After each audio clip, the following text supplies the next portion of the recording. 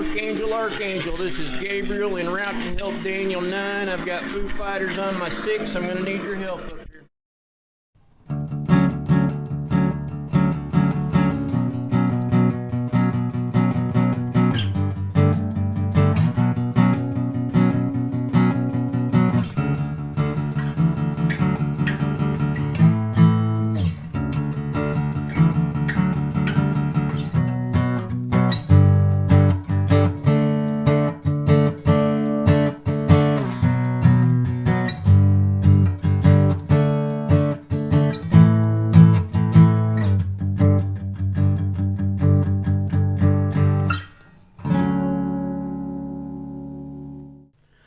Good morning, and thank you for joining me again here on the couch. Today we'll be learning and talking about what is considered by most to be the quintessential Foo Fighters song and perhaps their biggest hit to date, Everlong. For those who may not know, the band's name was taken from the nickname that World War II pilots gave to various unidentified flying objects. The pilots didn't know if these objects were enemy weapons, natural phenomenon, or something from another world or dimension. Here, almost 80 years later, the topic is more popular than ever, as is the band that Dave Grohl formed in Seattle in 1994. Let's jump right into that opening riff, which is also played during the verse sections throughout the song. This is a super simple song to play chord-wise. The only trick is that it is tuned again to drop D. So the low E string is tuned down from an E to a D note. All the other strings are the same. So it's D, A, D, G, B, and E. So your fourth and sixth strings are going to sound the same because they're the same note. They're both Ds. You have a high and a low D now. So the song is going to start out and that top string is basically going to be your bass note. There's a lot of palm muting in this song, so you want to lay your palm across the saddle of your guitar, and as you play the bass note, that's going to be muted, but the chords themselves are not. So the first chord is just a simple power chord. Your pointer finger is going to be on the 9th fret of the A string. Your ring finger is going to be on the 11th fret of the high D string. That's your chord. And this open D is your bass note. Then you're going to take your pointer finger, move it up one string, so now it's pushing down at the 9th fret of both the low D and also the A. Ring finger stays exactly where it was, just on the 11th fret of the high D string. Then you're going to move everything down from the 9th fret down to the 5th fret, and it stays exactly the same. Pointer finger pushing down hard on the 5th fret of the low D and the A string, and your ring finger is pushing down on the 7th fret of the high D string. And then it slides right back up to here. And then the whole thing starts over again.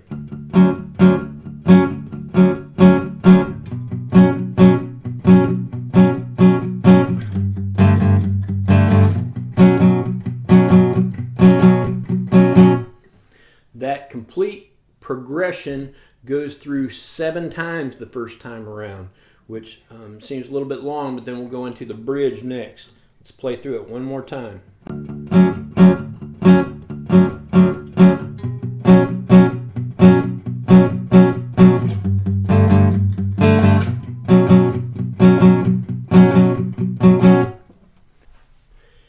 If you were wondering, yes, you have heard different versions of Everlong. It was first released as a rock song with electric instruments and drums on the band's second album, 1997's The Color and the Shape. While the song did do well, it did not initially reach the heights that it later would. In 1998, Dave would play the song by himself acoustically for the first time on a popular syndicated radio show. That acoustic recording was then picked up and played by stations all over the world. The acoustic version concludes the band's live album Skin and Bones, and it was also featured prominently on their 2009 Greatest Hits album.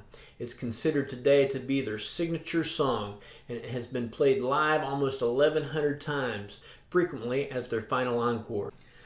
The next section is the bridge or the pre-chorus. It is super simple to play. The beginning of it, we just need one finger, just our pointer finger, on the 4th fret of the A string, and we're also going to be playing the top string, the low D.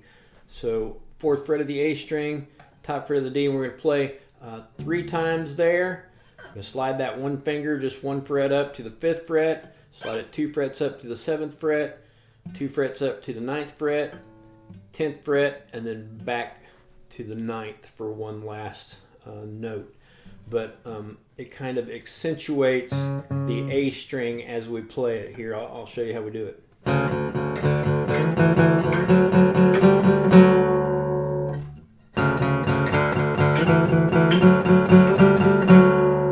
So it's 3 on each fret until you get here and you come back to the 9th fret just for one. And again, I'm only playing those top 2 strings. After we go through that just one time, we're going to bar the 7th fret. We're going to play the top 3 strings. So push down kind of hard. We're going to play the low D, the A, and the high D strings just 4 times. And it's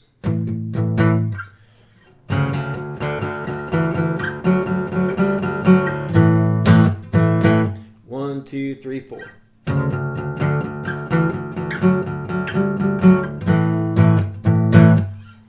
And we do that twice, that little progression where we go up in the 7th, go up in the 7th, going to go through that 2 times. And after we do that, the 3rd time that we do the pre-chorus, we go into the actual chorus.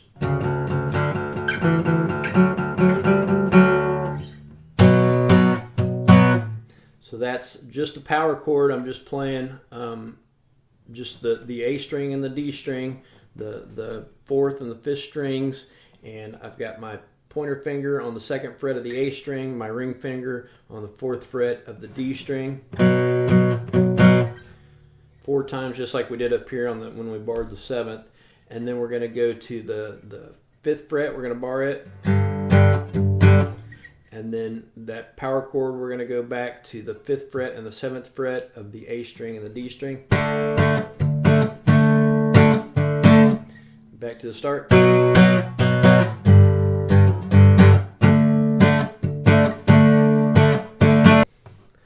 So the 3rd time through the chorus, it starts the same, but we're going to throw an extra chord in, which is the bar.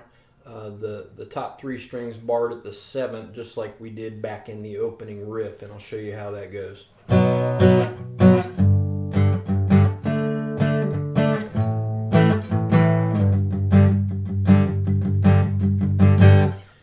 And then it goes back into that opening riff.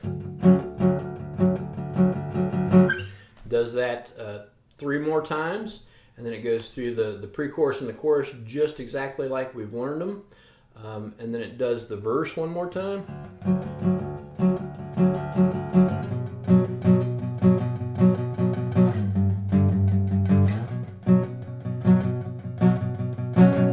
Then it goes into probably the actual bridge, which is kind of like the pre-chorus, but it leaves out the bar on the 7th fret between them. Does this 3 times.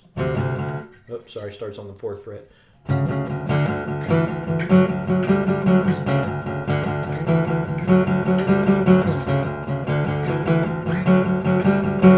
Then it goes back into the chorus. And then after it goes through the chorus, instead of going back into the verse, the very last chord of the entire song, after it gets through that last chorus, is that very first chord of the song, but instead of palm muting, bass noting, we're just going to play it real softly, those top 4 strings. And that ends kind of pretty for it. And that's our lesson for today, an easy song that's a lot of fun to play. As always, I would encourage you to play along with the actual song to get the order and some of the nuance down. Everlong is a song that Dave Grohl wrote while going through a very difficult time in his life. But at the same time, he was falling in love. And the song is about having an appreciation and relishing every second of that beautiful feeling. The lyrics say, "And I wonder, when I sing along with you, if anything could be this real forever, if anything could ever be this good again." The very definition of forever is eternity, and the answer to both those questions is a resounding yes. I'd encourage you to think on these things this week and to enjoy learning this Foo Fighters classic. Thank you again for coming by, and we'll see you next time here on the couch.